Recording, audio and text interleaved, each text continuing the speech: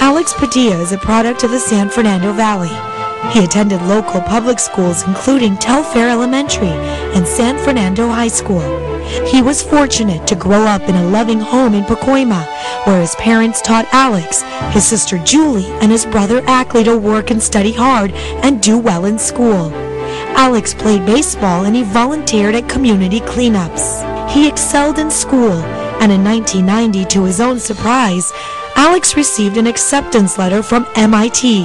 He had applied having never been there, and for that matter, having never traveled east of El Paso. The courses were a challenge, but Alex applied himself, and 4 years later graduated with a degree in mechanical engineering. Alex worked briefly at Hughes Aircraft, now Boeing, in Canoga Park, in the mechanical design lab. But when the plant was slated for closure, Alex had to choose whether to move to Arizona with Hughes Aircraft or stay in Los Angeles. Alex chose LA. He landed a job with U.S. Senator Dianne Feinstein and then became a Co-Rowe Fellow. These experiences introduced him to public service. Members and friends, good morning. I wish I could be with you to say goodbye to Alex Padilla, but I want to take just a minute and congratulate him for his many contributions to this great city council. Alex is a friend.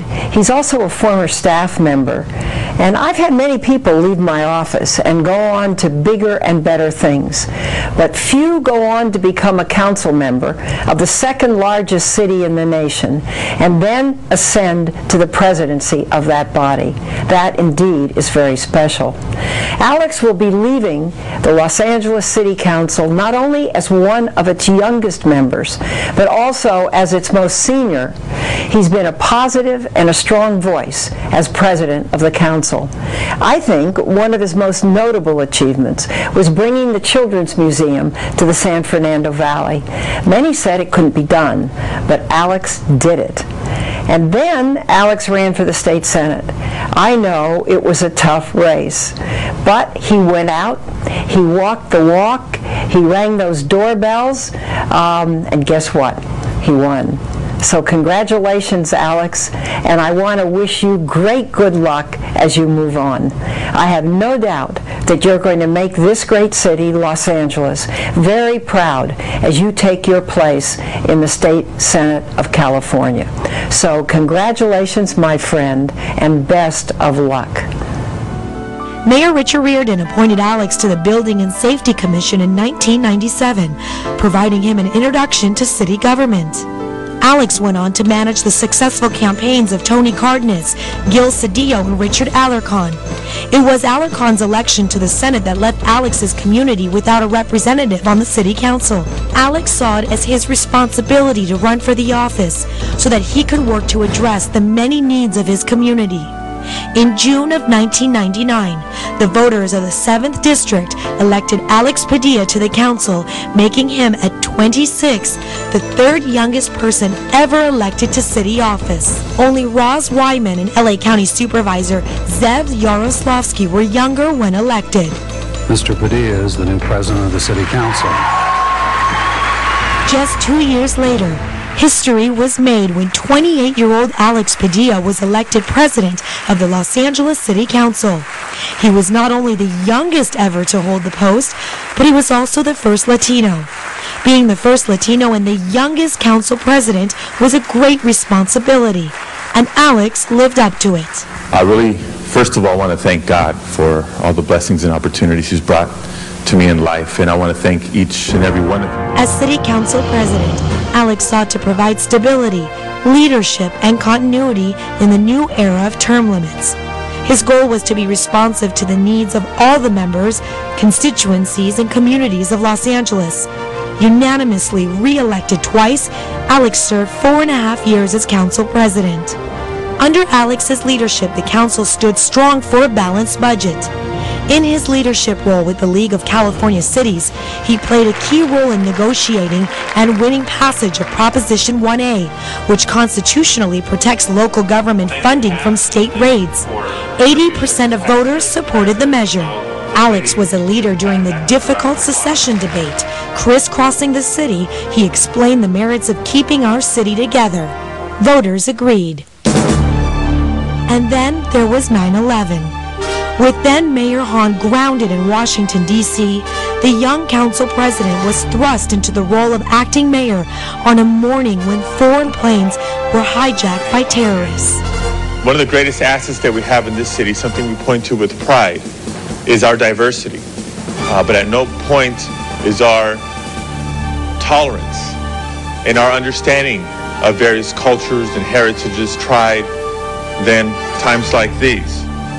Tonight, Los Angeles is safe. And if anything, we're in a privileged position to be able to help our fellow Americans get through this time of crisis. In a calm and steady voice, Alex reassured all of us in a series of briefings to the media. To this day, people still approach Alex and commend him for the role he played that day and the days that followed. Alex's leadership on that day and many others not only reassured a shaken public, it helped to open doors and demonstrated that given the opportunity, we can all be leaders. Throughout his time on the council, Alex Padilla has worked to improve the quality of life in his district and our city. He led efforts to increase our city's use of renewable energy. He championed ballot measures to address the public safety and infrastructure needs of our city. He fought for a healthier and happier city for the children of Los Angeles by working to prevent diabetes and reducing illegal sales of cigarettes to kids. The first motion he authored identified the site and funds to build the city's first new police division in 27 years. Today, the hardworking men and women officers of the Mission Area Station are reducing response times and reducing crime. Through his efforts, the Valley not only has new libraries, but bigger libraries built with sustainable award-winning designs. He helped bring new housing to the Valley to address the growing demand and to provide working families the hope of home ownership. He focused time and resources on providing the basic infrastructure that most people take for granted: sidewalks, curbs, gutters, and streetlights. It wasn't glamorous, but it made a difference for local residents. He worked to bridge the digital divide through the Valley Family Technology Project, which is increasing computer literacy of children and their parents. Can we get a countdown?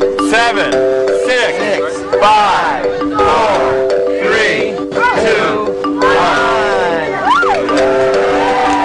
And he identified the site and led the charge to fund the construction of the new Children's Museum of Los Angeles in the 7th District. All you have to do is drive around the northeast San Fernando Valley and you can see the change. New buses, new bike paths, new parks, new horse trails, soccer fields, and fire stations. New homes, new opportunities, new jobs. The 7th District is a better place to live, thanks to Alex. As he moves on from the city to the state, we know that Alex will continue to be a tremendous advocate for LA. From his love of his friends, family, and the residents he serves, to his love for the Dodgers and the Lakers, cool restaurants and hip night spots, Alex will always remain a true blue Angelino. From San Fernando High School student body president to Los Angeles City Council president, and now state senator, Alex's future couldn't be brighter. A grateful city thanks Alex Padilla for all he has done and all he will continue to do for the people of Los Angeles. To be continued.